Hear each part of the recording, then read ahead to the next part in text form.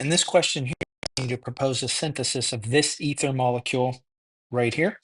You're allowed to start with hydrocarbons of 4 carbons or less. So hydrocarbons it means the starting materials can only have carbons and hydrogens, can't have any oxygens, nitrogens, anything like that. Um, all of the carbons in this final product must come from those permitted starting materials, but you can use any other reagents as needed to make the transformations. All right, so when we look at this, we're always going to work backwards on these things. So we'll get to that in a second. But one thing I'm kind of paying attention to right now is I'm allowed to start with a max of 4 carbons, and I can clearly see I have a lot more carbons than I'm permitted to start with. And specifically, I have more carbon-carbon bonds than I could have with 4 carbon entities. So that is just informing me that I'm probably going to make some new carbon-carbon bonds, which means I'm going to use Grignards or organolithiums, which also means I'm probably going to use ketones or aldehydes, something like that. So what that means is I want to work backwards to alcohols. Because remember, if I use an organometallic with a ketone, it always makes an alcohol. Organometallic with an aldehyde always makes an alcohol. So if I work back to alcohols, I can find moments to take these things apart, right? So we're gonna look at this ether functionality first, and I'm just gonna ask myself, how can I make an ether? I'm gonna draw a backwards arrow here because again, we're trying to figure out the reagents that made this ether in the step right before this. So you can make an ether via SN1 if this was just a neutral alcohol, methanol, and this was a carbocation, that would be a good SN1 reaction. You can make ethers via SN2. If this oxygen had negative charge and it attacked a 1 carbon methyl group, that would be an SN2 reaction. Either way is fine. I'm going to go ahead and go the SN2 route. So I'm going to say that this is the bond we're making right now, this one right here.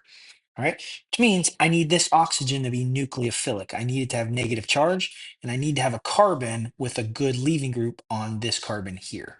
All right, so that methyl group must have been something like methyl bromide. So I'm just randomly picking bromide there. You could have picked chloride if you wanted to, or iodide. Just needs some sort of good leaving group. The other component of this must have been this whole entity with negative charge on the oxygen. So I'm going to draw that out again. So it's just an alkoxide ion, and that would be this structure right here. We'll come back to this in a second, but those two things will react with each other to form that product. Don't have to worry about any E2 occurring because this only has 1 carbon. Can't have a alkene form if it only has 1 carbon.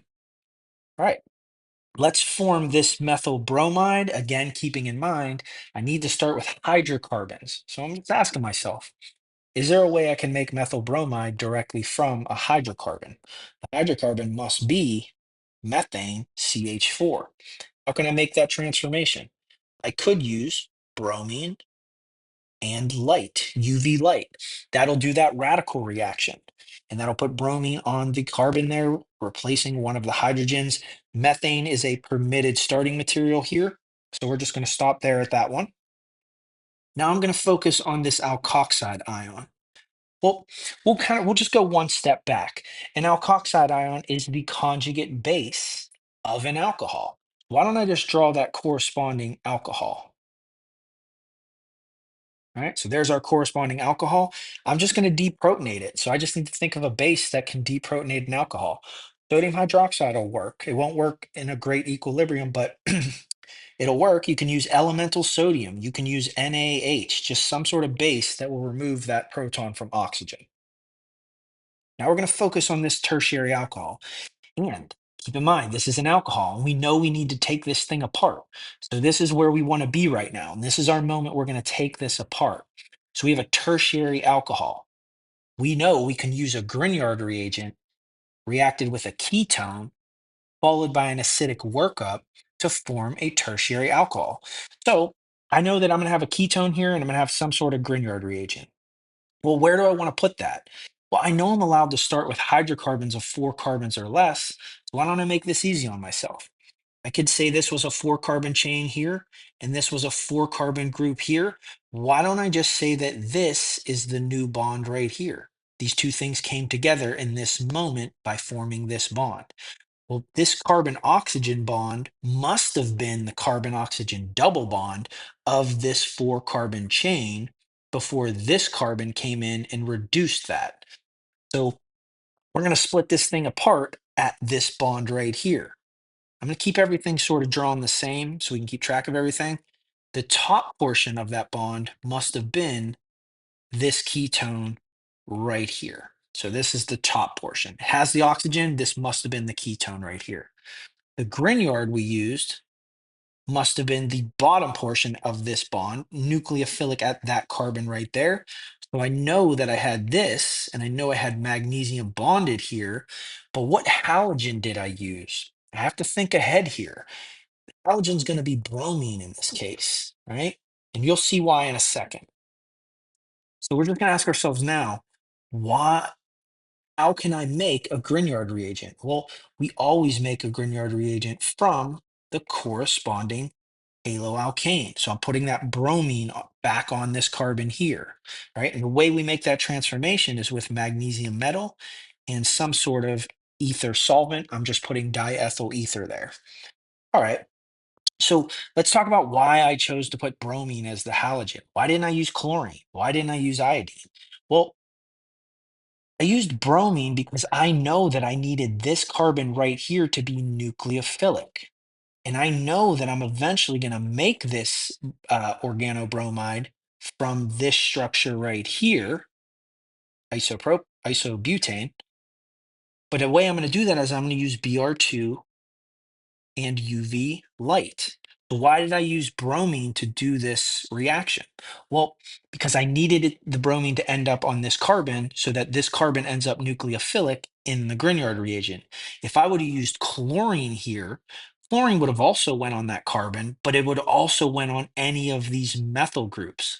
And that would waste some of our starting material. Anytime you do a synthesis, you want to maximize the amount of product you want to form.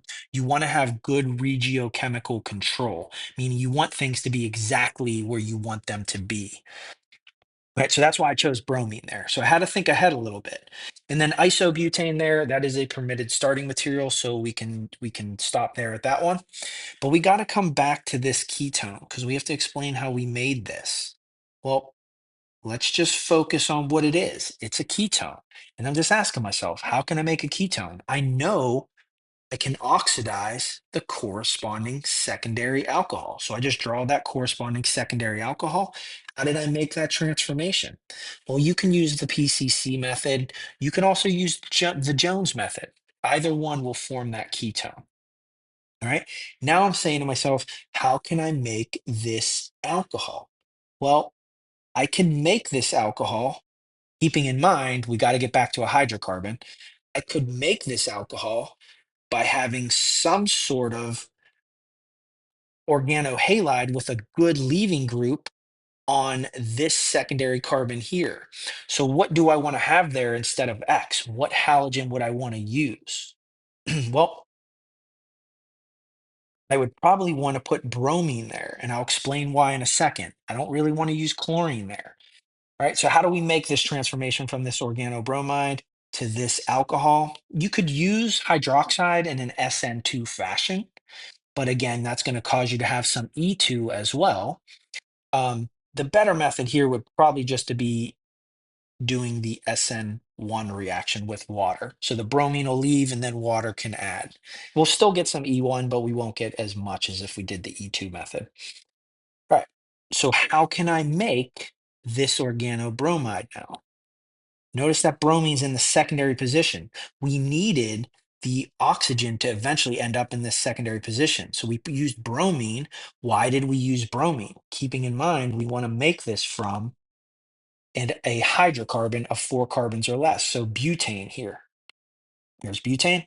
We want that bromine or that halogen on this secondary carbon. So that's why we specifically chose bromine because bromine is selective. We want it to end up on that secondary carbon. We could have used chlorine, but the problem is chlorine would have ended up on the secondary carbons. It would have also ended up on these primary carbons. We didn't want to waste that starting material. So we were very selective by using bromine. So this would be a sufficient synthesis to form that final ether structure. Now, I just noticed when I did this Grignard reaction right here, I forgot to mention that we have to use an acidic workup as the next step in order to put that proton on that oxygen. I just felt like mentioning that there. It's not always mentioned, but that acidic workup is still there.